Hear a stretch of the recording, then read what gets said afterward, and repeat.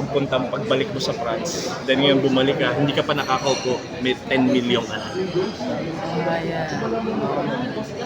gaya din po na pagkapanalo ko yung mga nakukuha ko po ngayon. Super overwhelming and unexpected po.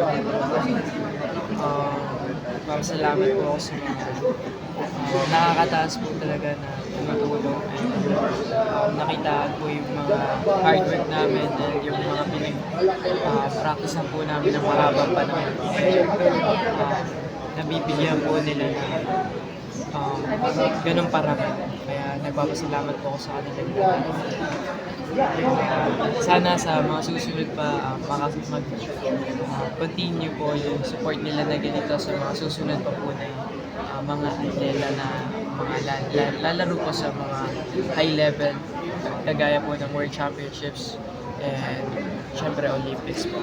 Carlos, going back dun sa Paris, meron ka bang meron mong nag-invoke na feeling sa'yo lalo na you're coming back there as a two-time gold medalist na? Iba po yung yung Paralympics po. Iba pong spirit yung mga atleta, grabe. Nakita ko po sila maglaro nakita ko po yung spirit ng pagiging atleta nila. Iba po siya sa Olympians. Nakaka-inspira po na panoorin yung mga Paralympians po natin. And syempre yung buong atleta ng Paralympics po. So, gagaling nila and yung attitude, dedication po, yung willingness po to win. And kahit di manalo po willingness to step forward ng kahit ganong sitwasyon sila. May mga sobrang na-appreciate ko yung dedication nila and kung paano yung binibigay nilang pagmamahal sa sport nila. Sobrang na-appreciate ko yun and gusto ko rin, na-inspire nila ako actually. Sino yung parang naging close mo na Filipino Paralympian nung nasa Paris ka? Sino yung talaga nakausap mo doon? Si Sir Ernie po, tsaka si Harold po ba? Yung sa Gerald. athletics po. Gerald. Ayan po si Sir Gerald. Siyempre, team ko po kasi si Sir Ernie. Kasali po siya sa, actually team po kami sa Toyota team po kami. Nakita ko rin po dyan si Sir Gerald. Nakapag-usap naman po kami about sa dinadanas po ng sport nila and kung paano yung life nila as Paralympians. Makita mo talaga yung dedication po nila sa ginagawa nila. Sobrang na-inspire po nila ako sa ganong perspective na meron sila. Carlos, ano masasabi mo na lahat ng Olympian, pati yung Paralympian na recognize ng bansa natin, pati sila nabigyan din ng cash reward? Yun din po, hindi ko din po expected na doon po pala nagkaroon ako ng impact. Sobrang saya ko po na isa po ako sa naging instrumento para mas makilala din po yung Paralympians and mabigyan pansin po yung mga Paralympians po natin. And sobrang grateful and blessed po ako doon. Ina-hope ko din po na supportahan din po natin yung mga atleta po natin gano'n. Sila din naghihirap, nagpapakahirap para sa pangarap po na makasukit po ng medalya po sa ganong klaseng competition. Kaloy, 1.5 months after your gold medal, nag-sink in na totally? Yes, nag-sink naman po, pero yung sa mga nare-receive ko po na attention, pagmamahal sa mga tao, hindi pa din po talaga, hindi pa rin ako maka-keep up na marami talaga po mga tao gustong sumuport na nakita po kami ng mabigyan parangal. Na-appreciate yung dedication at pagmamahal namin sa ginagawa. Ayun, sobrang overwhelming po para sa akin. Nagpapupag pa rin po ako sa gano'n. Paano sumisingit ka pa rin ng exercise, training? Yes po, mag-exercise po. How Kasi many? minsan, hindi naman po ganun katagal. Pinakamatagal sa Sa gym, sa Sa bahay. gym lang po, minsan sa bahay lang dito. Anong ginagawa mo specific? Ano, mga basic things lang, stretching, conditioning. Pero yung proper training, decent training, wala pa po. Kasi this will go on ng mga 2-3 months pa eh. Dahil siyempre, double ulit yung gold medal. So when do you intend to go back the gym? Siguro, hindi ko pa din po kasi nabibigay yung gusto ko sa sarili ko, which is makapagpahinga din po ng maayos. Maliw kasi ano po eh, pag nabigyan ko yung sarili ko ng maayos na pahinga, mas makapag-isip po ako ng mas mapaplano ko po yung gusto ko gawin. May balak ka na maging turista sa Pilipinas. May napuntahan ka na o ano ba yung mga pupuntahan? Siguro hindi po po ngayon kasi mahirap po mag-function kasi ng Philippines.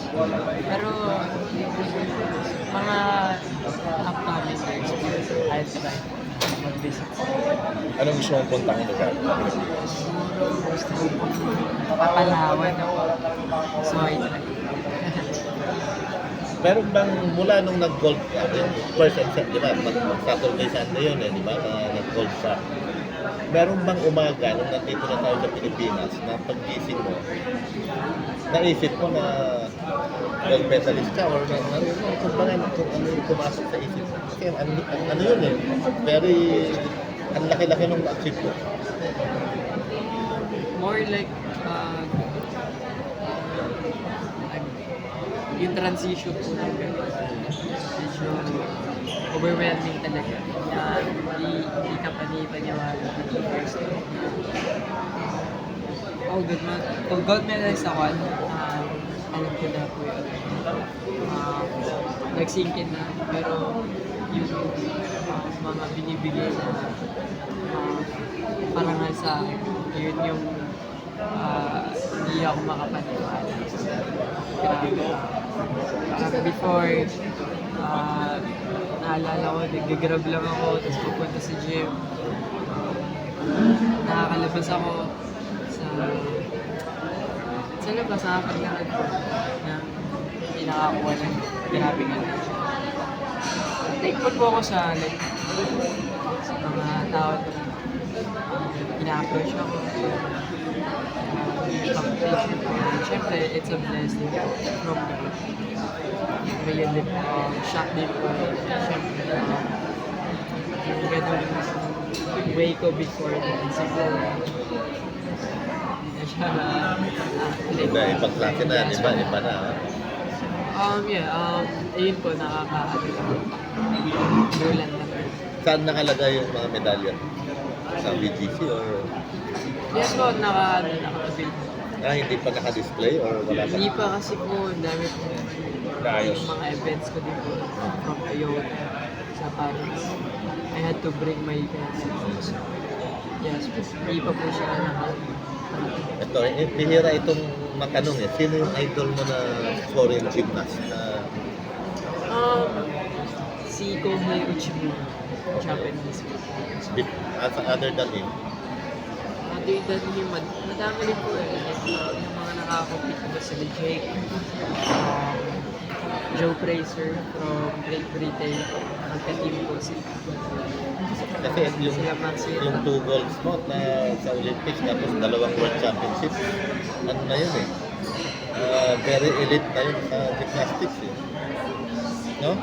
100 years from now, they will remember Carlos Yulo. They will have yun pa rin.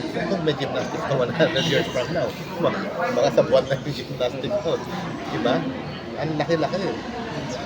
Kayo rin pala yung magkaka-idol, Kayo. Yes po. Bigayan din po ng tips at may kanya-kanyang galing din po sa talent. So, para sa akin, na-appreciate ko po yung mga hard works nila and syempre yung talent na meron sila. Sobrang gagaling po nila. Sa araw na to, anong schedule mo? Lumod dito. If you don't mind, kasi magandang magandang angulo yung ano eh. Pag-gising mo kanina, sa DGC ka na tumutuloy. Pag-gising mo, ito ba yung first function for the day or meron ka pa? Yes po, ito po yung first. And then after this, Hindi ko na po sasabihin pero meron pa. na kahit na ano lang, kahit na hindi specific, Soler and then saan pupunta? Manila, Pasig, mga ganyan ba? Hindi ko sure kung ano yung nasa time ko. Pero mga ilang activities ka ngayon. Dalawa lang after Dalawa lang. may next. Teka, napag-usapan kanina. Nakapag-grab ka na ba simula nung dumating ka rin? Hindi pa po. Siya magkakaroon ng 20 gram na car. Siya yung operator. Hindi pa po eh. Siya yung operator. Pero pag bumababa ka ng BGC, napagkakaguluhan na talaga ng tao. Hindi naman po. Ano po ba yung sa labas? Sa labas, sa labas Hindi lang. pa po ako lumalabas po. Pero ano yung ano, soonest tournament na tinitignan ka? Kumbaga yung pwede ba? Hindi, wala nga po eh. Wala po akong tinitignan actually at the moment. Hindi ko po tinitignan po muna yung future competitions. Nag-stay lang po ako ngayon sa moment na to and kapag humupa na po siguro lahat, I will make my own plans po. And kung saan po ako mag-compete, I'll try. Pero next year, ano yung ano? Kumbaga pinakamalalaking tournament sa World gymnastics. Championships po yan. And Asian Championships po siguro yung nakikita ko po for now na kukompitan ko. Last question sa atin. Yung diet mo. Okay naman po, wala naman po. You eat open ngayon, open. Open po and di din ako masyado makakain. Di ko rin po alam. May namang specific timeline kung kailan ka maghahapon sa training? Wala nga po eh. Hindi ko rin po masyadong binibigyan muna ng pansin. Pero hindi ko pa po kasi nabibigay yung gusto ko sa sarili, which is makapagpahinga na ako. Bakasyon po. And makapag-rest po para meron po akong maayos na plano po and mas kalmado yung magiging atake ko po sa mga next move ko. Yung mga cars na binigay sa'yo, nakapag-drive ka na ba o mag-aaral ka na? About po nung wala po yung sa Toyota wala po. So, really excited.